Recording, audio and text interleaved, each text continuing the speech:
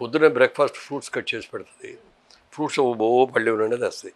ఈ నొద్దు వియ్య కొంచెం తగ్గించు అంటే మీకు ఎంత శక్తి కావాలో మీరు ఎంత తినాలో నాకు తెలుసు, నేను పెట్టింది తినండి వాడు. అట్లా డిఫరెంట్ సీజనల్ ఫ్రూట్స్ అవన్నీ కూడా పెట్టి రాగి జావ తాగుతాడు. అదే బ్రేక్ఫాస్ట్.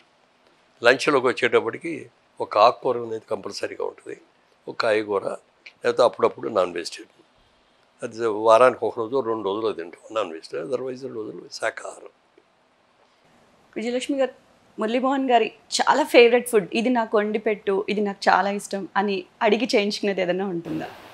అడగరు, ఇంకేం కావాలో నేనే చేస్తాను. అయితే మీరు చెప్పండి, ఏది ఇష్టంగా తింటారు? ఏదైనా ఇష్టంగానే తింటారు,